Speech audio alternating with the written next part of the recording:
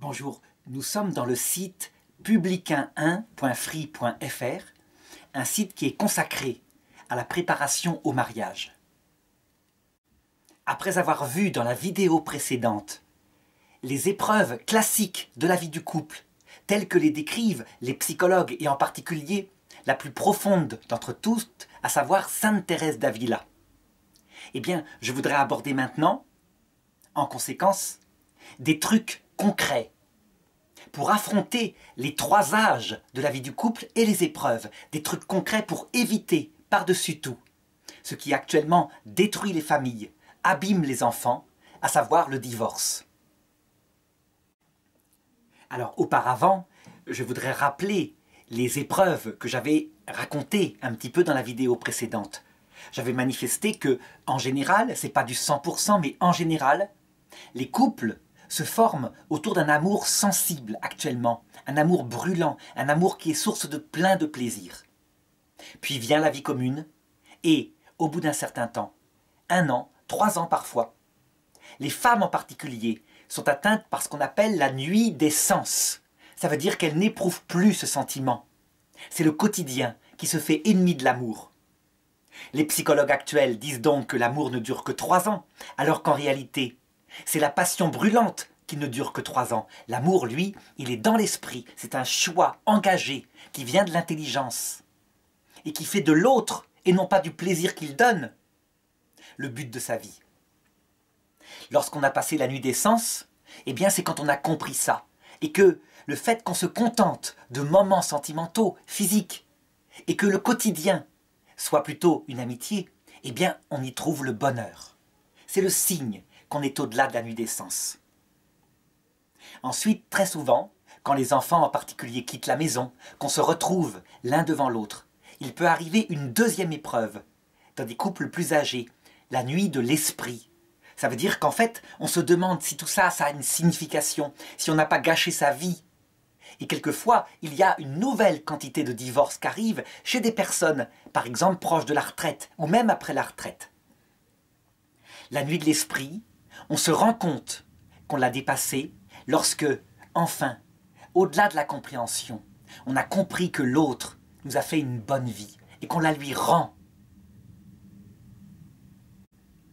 Certainement, cet homme n'a pas été toujours tendre comme on le rêvait, jeune fille, mais il a fait qu'on ne manquait de rien matériellement. C'est ça, il a fait son rôle de père et son rôle de mari. Certainement, cette femme a vieilli, mais elle m'a donné des beaux enfants, elle a été présente, et jamais je ne l'abandonnerai. Il est certain que la nuit de l'esprit, elle est aidée par le fait qu'on est croyant, parce qu'on sait que cette vieillesse qui arrive, elle ne conduit pas à la mort, mais à une autre vie où on se retrouve. Alors ceci étant rappelé maintenant, entrons dans le concret. Regardons concrètement comment passer ces étapes avec certains trucs qui, je l'espère, correspondront à peu près à tous les couples. Donc si on prend les choses au point de départ, pour un couple classique, actuel, qui n'est pas un couple fondé sur un mariage de raison, mais sur un mariage d'amour, on peut dire que, portés par la passion, les jeunes, eh bien, ils vont faire 100% d'efforts l'un vers l'autre. En fait, ils ne vont faire aucun effort, parce qu'ils sont justement portés par la passion. Et donc, en fait, ce que je vais montrer maintenant, ce sont les 3 âges qu'on peut considérer comme classiques dans la vie du couple. L'âge où on fait 100% de chemin vers l'autre, l'âge où il faut se contenter de faire 50% de chemin vers l'autre, et un âge où le couple est solide sans faire d'effort vers l'autre. Alors ça paraît bizarre dit comme ça, et c'est une chose qui va surprendre en particulier les jeunes qui ont, je dirais, des rêves romantiques sur ce que c'est le mariage, mais qui va parler tout à fait aux personnes qui ont une expérience du mariage.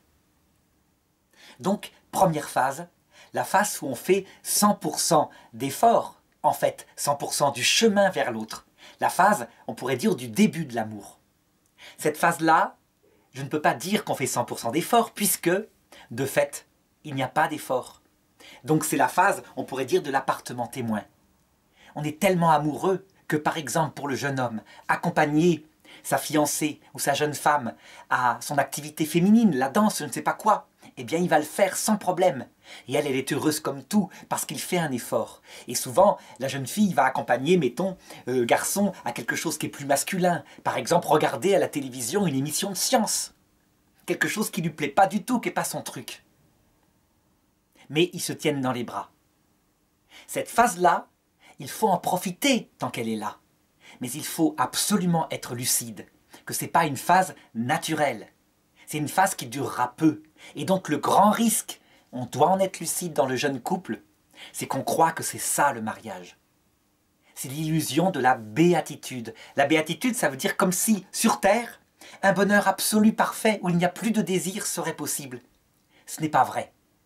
Et donc forcément, plus on a eu cette phase de béatitude intense, plus il faut s'attendre, à un moment donné, quand elle disparaît, à une angoisse, à un doute, etc.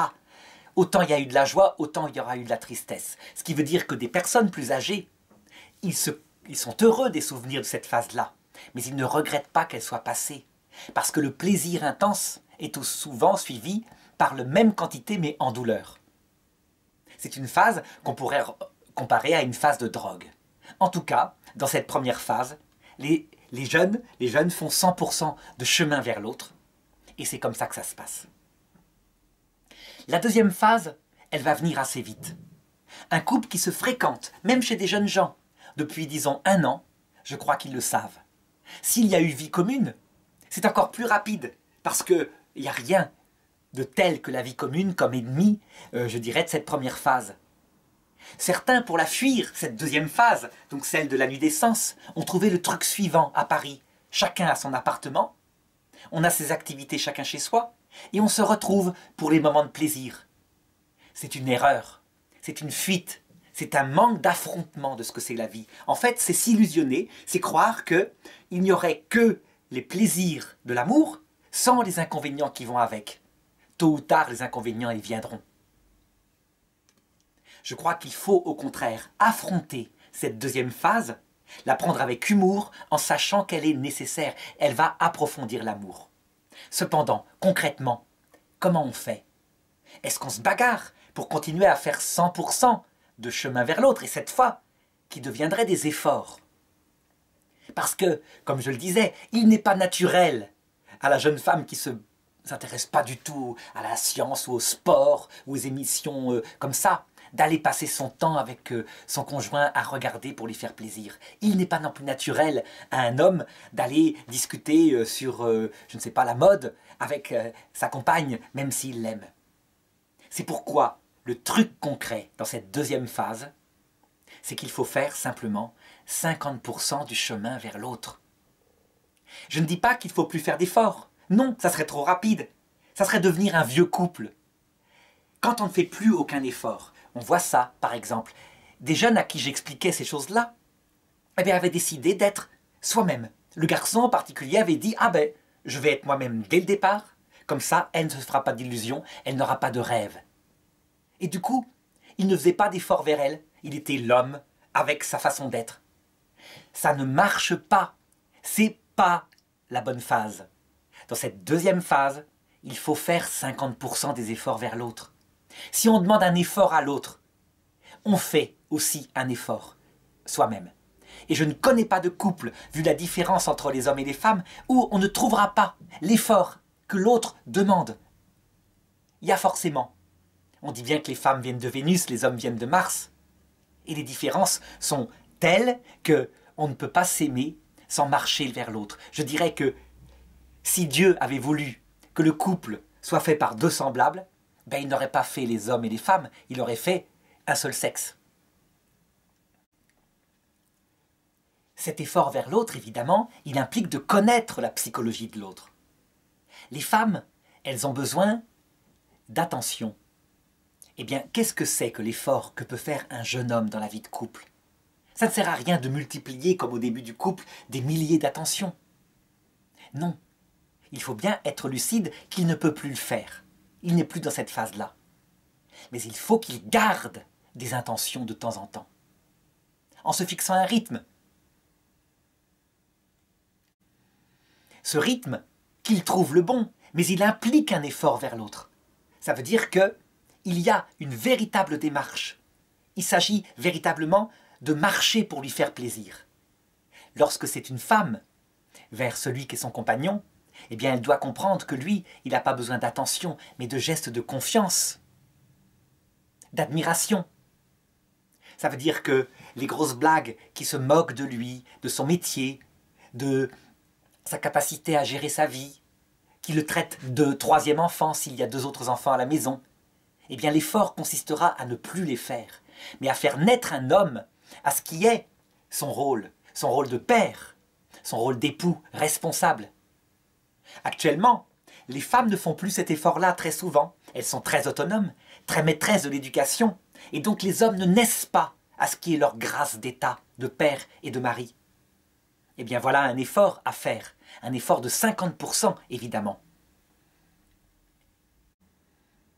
Est-ce que cette phase-là, elle peut se caractériser par des scènes de ménage? Bien sûr que oui. Les scènes de ménage ne sont pas un problème. C'est dans la première phase, où tout est facile, qu'il n'y en a pas. Je dirais même qu'avant de se marier, avant de se mettre en ménage, il faut sans doute, sauf exception, jamais prendre tout ce que je dis à 100%, chaque couple est différent, mais il faut sans doute avoir eu ces scènes de ménage. Parce que, en fait, lorsqu'on découvre les différences de l'autre, qu'on les a marquées sur un papier, avec les efforts qu'on demandera, il faut s'attendre à ce que toute la vie, ce soit les mêmes efforts. En réalité, on ne change pas sa nature profonde. Je vais donner un exemple. Si un homme se moque un peu du ménage, c'est pas son truc, il est dans un quotidien attaché à des choses plus importantes, comme par exemple la préparation des comptes du foyer, etc. Eh bien, il ne faut pas s'attendre à ce qu'il y ait un changement radical, miraculeusement parce qu'il y a une vie commune, ou parce qu'on a fait une scène de ménage. La femme, elle obtiendra, en s'expliquant, un effort qu'il fera, évidemment, à sa manière d'homme. Ça veut dire que très souvent, elle sera obligée de repasser après. De même, il ne faut pas attendre d'une femme qu'elle devienne un homme. Ça veut dire que, par exemple, elle soit rationnelle absolument, avec des plans de carrière très précis, qu'elle n'ait plus de besoin qu'on lui dise « je t'aime ». Non, c'est une femme. Et donc, forcément, ces doutes, ces angoisses par rapport au couple qui semble végéter, elle les aura. Et c'est son rôle. On pourrait dire que le rôle de la femme, c'est justement de ne pas permettre que le quotidien prenne trop de place, de secouer un peu le couple pour ça. Et le rôle de l'homme, c'est peut-être de mettre la femme un peu plus les pieds sur terre, pour qu'elle accepte aussi le quotidien dans sa dimension. Dans cette phase où on passe de tout est rose, les 100% de chemin vers l'autre, à 50%, il y a beaucoup de divorces. Et 8 fois sur 10, ce sont les jeunes femmes qui s'en vont. Eh bien, ce n'est pas une fatalité. Pour éviter cela, la première chose, c'est de comprendre ce qui se passe dans le temps et le temps du couple. Le comprendre avec la leçon précédente que j'avais dit sur les épreuves classiques de la vie du couple. Celui qui a la lumière, au moins, il sait où il va. Et deuxièmement, de trouver les remèdes dans le cas concret de son propre couple. Ça veut dire déterminer ce qui fait le plus souffrir l'autre. Le faire avec une liste. Et souvent, on s'aperçoit que c'est les qualités de l'autre qui sont en même temps ses défauts. Par exemple, je me rappelle d'un homme qui me disait qu'il était tombé amoureux de sa femme à cause de sa beauté, sa grâce, sa fragilité.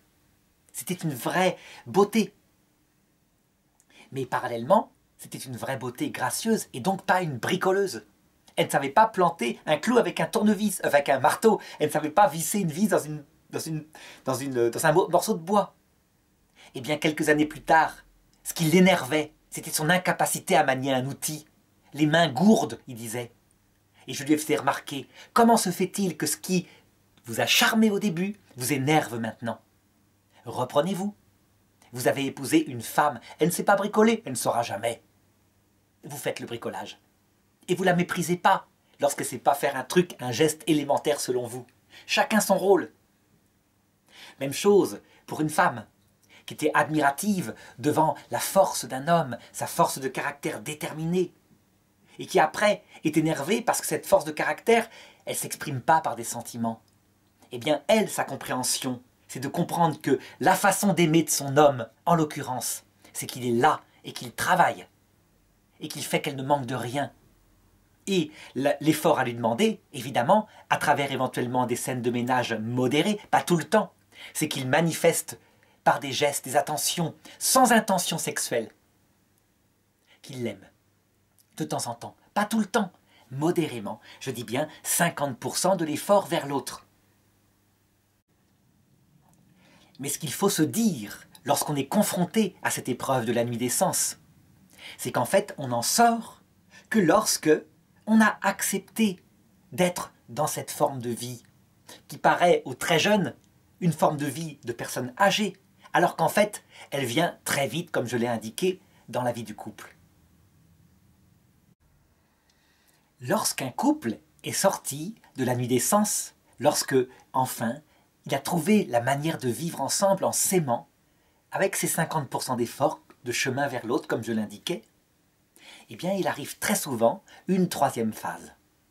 La phase où on s'installe, on est bien, on est heureux. Et donc, je dirais qu'on y construit sa coquille. Ça veut dire que petit à petit, dans les couples plus âgés, eh bien, le monsieur, il est dans le sens de ses travers et de ses goûts. Et la femme aussi. On est heureux, on a confiance l'un dans l'autre, et donc, on ne fait plus d'efforts l'un vers l'autre. Et parfois, on n'en discute pas. Et parfois, l'un des deux prend conscience qu'en fait, le couple est en train de végéter petit à petit dans sa vieillesse. Concrètement, pour des couples comme ça, plus âgés, est-ce qu'il faut toute la vie reprendre, comme je le disais, ces scènes de ménage qui permettent de remettre un petit peu d'effort l'un vers l'autre? Eh bien, je répondrais non, pas forcément. Il peut arriver une troisième phase. Une troisième phase où la communion est totale, où l'autre, on a compris enfin que c'était un homme et elle une femme. Donc tout à fait différent. Et où chacun vit selon ce qu'il est et se raconte le soir. Cette troisième phase, qui est une phase de paix, ensemble, de chemin à deux, mais il n'y a plus d'effort l'un vers l'autre, parce qu'on se comprend. Cette troisième phase, elle ne doit pas arriver trop tôt, mais je crois qu'elle doit arriver. Ce qui détruit les couples, c'est quand, ayant compris que chacun a un rythme différent, eh bien, ils s'éloignent l'un de l'autre et ils ne se racontent jamais. Mais ce qui détruit aussi les couples, c'est quand ils veulent absolument en rester à cette deuxième phase. De même que j'avais dit, ce qui détruit les couples qui sont dans la deuxième phase, c'est ceux qui veulent absolument en rester à la première phase, celle du 100% de chemin vers l'autre. Non, il est normal qu'à un moment donné, eh bien, on s'épanouit chacun selon ses goûts.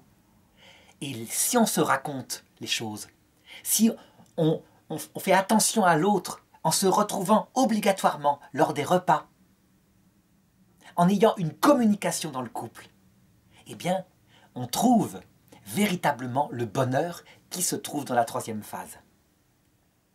Ce bonheur tel que je décris, en fait, on dirait deux étrangers. C'est une erreur. En fait, ce sont deux personnes parfaitement unies et qui se connaissent. La femme, elle a enfin compris ce que c'était qu'un homme. Qu'un homme, il aime parce qu'il est là et qu'il fait attention à faire qu'elle ait une bonne vie. Et du coup, elle lui laisse faire ses activités. Si sa passion, c'est d'aller pêcher avec ses copains toute la journée, très bien. Et elle a ses activités. Si c'est aller avec ses copines, faire du bénévolat, je ne sais pas, dans une œuvre, etc. Très bien. Le couple n'est pas en train de se séparer, s'il se raconte. Par contre, lorsque la femme, et c'est principalement la femme, souvent, veut en rester à la deuxième phase que j'ai indiquée, et donc qu'elle dit « Nous sommes des étrangers, nous n'avons plus rien à faire ensemble, puisque nous avons chacun nos activités, on est des amis, on n'est pas des mariés femmes », alors ça peut provoquer une phase de divorce chez les vieux couples. Alors cette troisième phase, je la décris un peu comme si elle apparaissait d'un coup. En réalité, on est tout au long de la vie, un peu sur les trois. Il peut y avoir des moments où on se souvient quand on était jeune et qu'on était tellement passionné. Il peut y avoir des moments où on est dans la troisième phase et où on fait un geste d'attention à l'autre, comme dans la deuxième phase. C'est évident, ça fait plaisir. Mais lorsqu'on n'en a plus besoin, qu'on s'est compris comme couple, alors on trouve le bonheur de cette troisième phase du couple. il arrive même qu'on ne dorme plus dans le même lit. Ça, c'est une chose qui va choquer énormément les jeunes. Les jeunes se disent, mais le minimum d'un couple, c'est qu'on dort dans le même lit. Alors, sur cette histoire de dormir dans le même lit, personne n'en parle. Parce qu'un couple qui aurait 2 lits, évidemment, c'est la honte. Ça veut dire que c'est l'échec, en tout cas pour les jeunes. La réalité, je vais la dire, la réalité des couples qui ne parlent pas, c'est qu'au début, dans la première phase, il faut dormir dans le même lit. On passe la nuit dans les bras l'un de l'autre. Quand il fait trop chaud, évidemment, au cours de la nuit, on se sépare. Il fait trop chaud, donc on sépare, on met une distance dans le lit. Dans la deuxième phase, chacun est de son côté, avec son petit espace vital. Et on fait un effort d'aller vers l'autre, des petits gestes de tendresse, etc. Mais chacun a son espace vital. Et puis c'est un peu gênant, s'il y en a un qui ronfle, s'il y en a un qui bouge trop, s'il y en a un qui n'a pas le même rythme, qui par exemple regarde la télévision la nuit.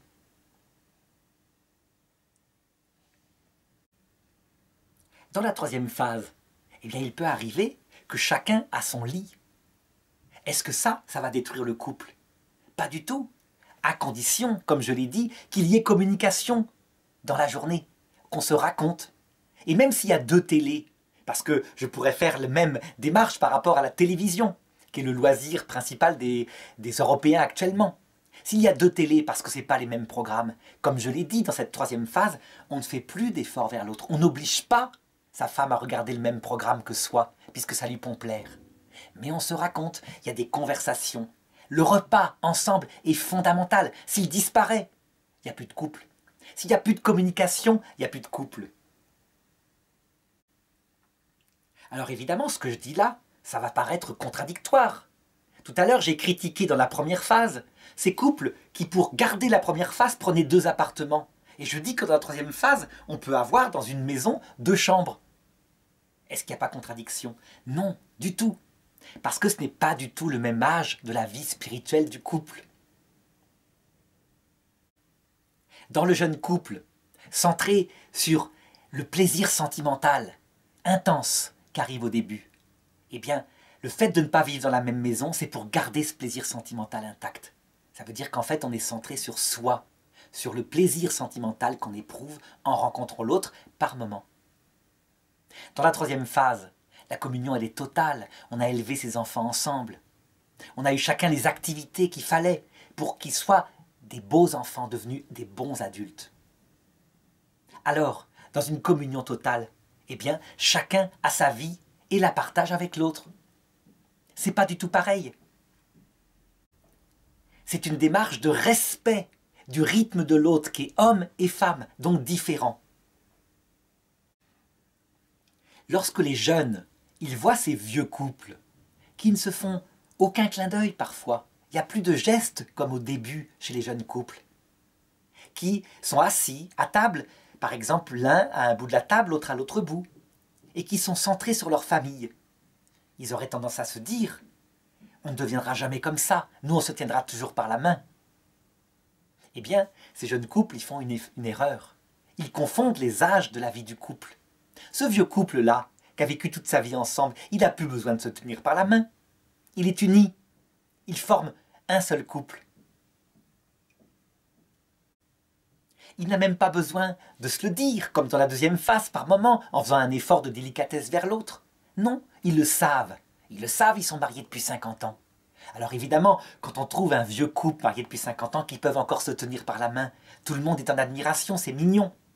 Mais la réalité, c'est qu'il faut regarder au-delà des apparences. Dans cette troisième phase, il n'y a pas de grands états d'âme. Il y a une seule volonté, d'être ensemble, de se soutenir dans l'âge qui vient.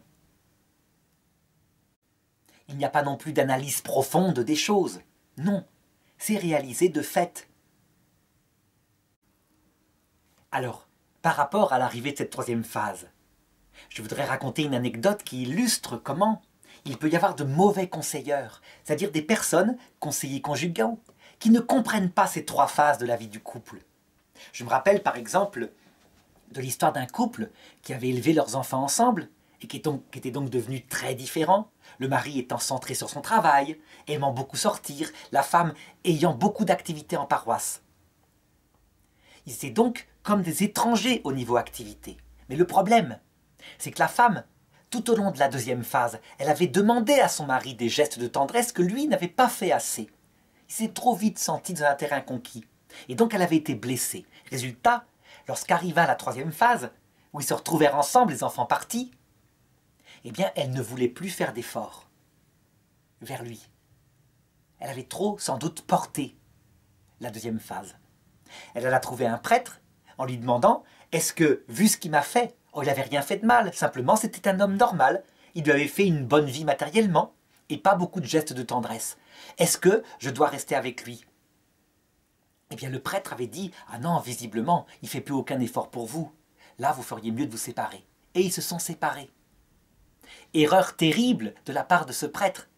Ce prêtre qui certainement était un très bon conseilleur pour ce qui est de la première phase.